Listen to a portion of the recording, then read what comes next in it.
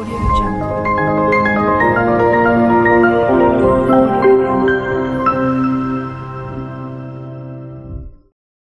Assalamualaikum warahmatullahi wabarakatuh.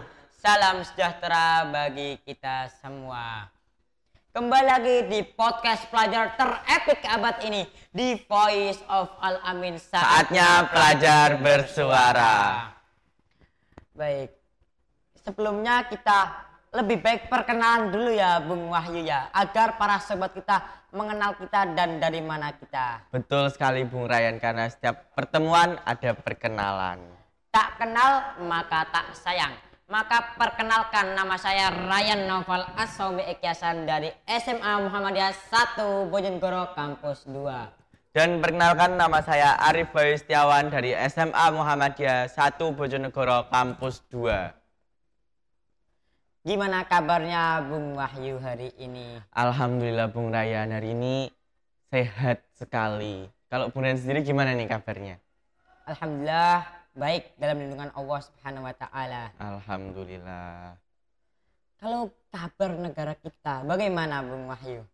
Kalau saya sih hanya bisa berharap saja ya Mas Ryan. Semoga saja di ulang tahunnya yang ke-77 ini menjadi negara yang lebih baik lagi, yang lebih makmur lagi, seperti itu. Kalau Bung Ryan sendiri gimana ini? Kalau menurut saya setengah-setengah. Kok bisa gimana ini? Ada baiknya dan ada buruknya.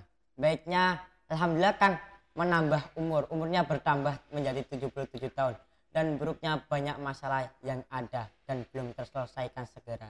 Betul sekali, memang sedang tidak baik-baik saja ya negara ini. Begitu.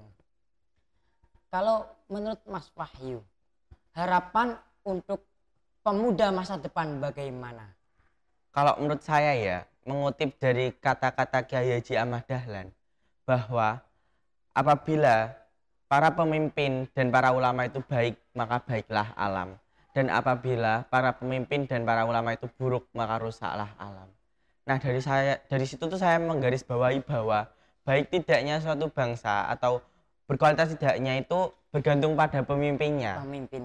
Dan pemimpin-pemimpin tersebut itu berasal dari pemuda. Ya kita-kita ini yang akan meneruskan tongkat estafet kepemimpinan di masa depan, seperti itu. Berarti kita yang masih pelajar ini berarti penerus kepemimpinan bangsa kita, Muhammadiyah dan lain sebagainya. Betul sekali. Kalau Mas Anji gimana ini? Harapan untuk pemuda masa depan tidak bergantungan, begitu Bung Wahyu. Maksudnya? Seperti perkataan Ali bin Abi Thalib, laisal fatta ma yaqulu kana abi walakinnal fatta ma yaquluha anada. Bukanlah pemuda apabila mengatakan inilah bapakku, tetapi pemuda itu yang mengatakan inilah aku. Jadi kita janganlah sering bergantung kepada teman kita, orang tua kita, atau kerabat-kerabat kita di sekitar kita, begitu Bung Wahyu.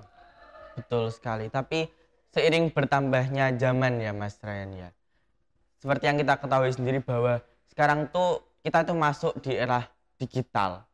Jadi kita, khususnya para pemuda-pemuda sendiri itu memiliki kebebasan untuk berekspresi, mengeluarkan jati dirinya atau mengeluarkan suaranya. Dan itu tuh menjadi satu hal baik pula dan ada hal buruknya. Kalau menurut saya pribadi itu, hal tersebut tuh dapat menjadi suatu manfaat di kemudian hari, tapi juga dapat memberikan dampak buruk di kemudian hari pula. Kalau Mas sendiri gimana tanggapannya tentang pemuda pada saat ini gitu? Era globalisasi semua serba canggih. Betul sekali. Membuat para pemuda zaman sekarang kebanyakan akhlaknya semakin menurun, begitu Mas Wahyu, kris akhlak. Contohnya seperti apa itu Mas Ryan? Sopan santun itu berkurang. Hormat dan patuh terhadap orang yang lebih tua itu berkurang. Begitu Bung Wahyu. Memang ya, kalau kita lihat sehari-hari memang hal tersebut mungkin dianggap hal kecil, tapi sangat besar kalau dimaknai secara mendalam ya Mas Ryan.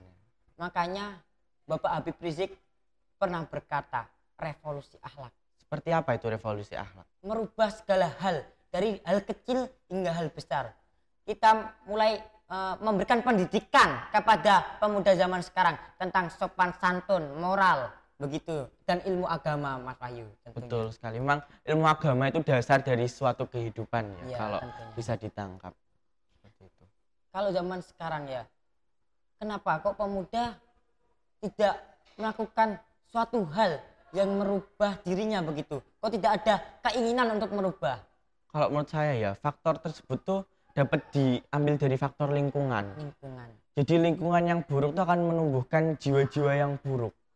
Maka dari itu kita tuh harus merubah lingkungan kita terlebih dahulu agar pada nantinya kita dapat mencontoh dari lingkungan kita mana yang baik dan mana yang buruknya. Seperti itu. Jadi kita itu sebagai pemuda khususnya di era milenial sekarang ya harus pintar-pintar milih lingkungan, milih pergaulan agar tidak terjerumus ke pergaulan bebas seperti itu. Kalau pendapatnya Mas Ryan ini gimana ini?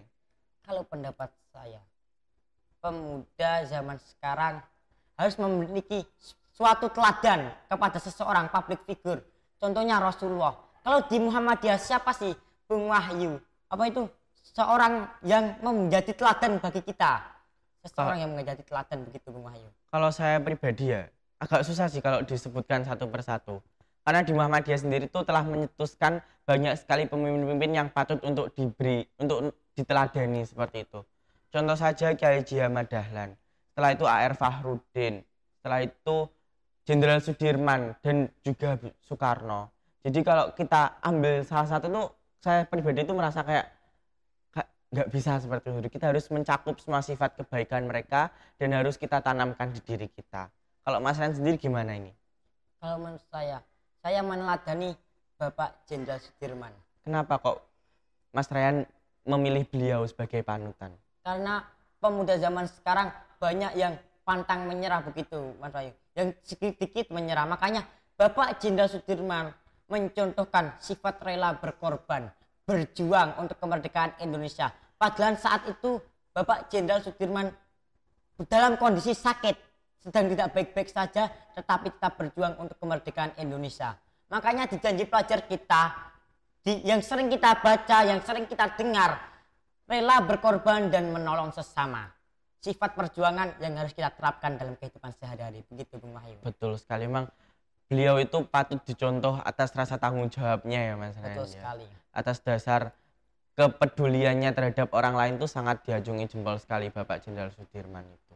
Kira-kira di Muhammadiyah ada sebuah prinsip atau teori yang mendasar untuk hal kepemimpinan ini? Kalau setahu saya ya, di Muhammadiyah itu ada, tapi Muhammadiyah itu memberikannya itu nama teologi. Teologi. Iya. Nah, teologi itu merupakan pengetahuan ketuhanan atas sifat Allah ya Mas Ran ya. Ya. Atas dasar kepercayaan kepada Allah dan agama serta kitab-kitab dan kepercayaannya. Jadi secara singkatnya itu kepercayaan, keimanan atau pengetahuan kita terhadap Tuhan itu seperti apa gitu. Menarik sekali. Betul. Kira-kira di Muhammadiyah ada teologi apa aja Mas Bayu? Kalau di Muhammadiyah sendiri ya Mas Nanya, itu ada 3 teologi. Teologi yang pertama dan kedua itu mungkin sudah banyak kita ketahui, yaitu teologi Al-Ma'un dan Al-Asri. Al-Ma'un dan Al-Asr. Iya betul. Setelah itu muncul teologi yang ketiga yang baru-baru ini yang jarang diketahui oleh orang lain. Jarang diketahui. Yaitu teologi Al-Insyirah. Al-Insyirah. Betul. Nah, di teologi ini tuh membahas tentang pemimpin-pemimpin yang pada saat ini ya Mas Nandi ya, pada dunia kepemimpinannya tuh hanya mementingkan dia yang tahu. Jadi memiliki sifat egoisme yang sangat tinggi. Maka dari itu munculnya teologi ini tuh untuk memberikan kepada para pemimpin-pemimpin tersebut tuh sifat mana saja yang harus diterapkan di kehidupannya. Dan salah satu contoh sikapnya yaitu menolong dan meringankan beban sesama seperti itu. Berarti dari 3 teologi itu di dalam surat Al-Ma'un kita diajarkan tentang kepedulian begitu Bung Wahya. Betul sekali. Kepedulian kepada fakir miskin, anak yatim. Setelah itu di Al-Asr, surat Al-Asr, waktu wal demi masa begitu Bung Wahya. Berarti betul. Seorang pemimpin harus bisa mengatur waktu begitu. Betul sekali. Secara tertata, teratur begitu ya. Betul, karena kita mau tidak mau harus menghargai waktu seperti itu. Betul sekali. Mungkin kita cukupkan Bung Wahya. Iya. Kayaknya seru sekali ya perbincangan seru kita sekali. kali ini ya. Mungkin butuh part 2. Iya, betul sekali. Semoga saja perbincangan kita kali ini tuh dapat memberikan manfaat untuk para friends-friends di rumah ya. Iya, para sobat-sobatnya. Betul sekali. Dan semoga saja kita akan bertemu di podcast-podcast selanjutnya. Amin, amin. Amin, amin. Akhir kata dari kita berdua. Al-qudwah qobla nasihat. Example before advice. Teladan sebelum nasihat. Fastabiqul khairat. Nun wal qalami wama yasturun. Demi pena dan apa yang dituliskannya. Assalamualaikum warahmatullahi wabarakatuh.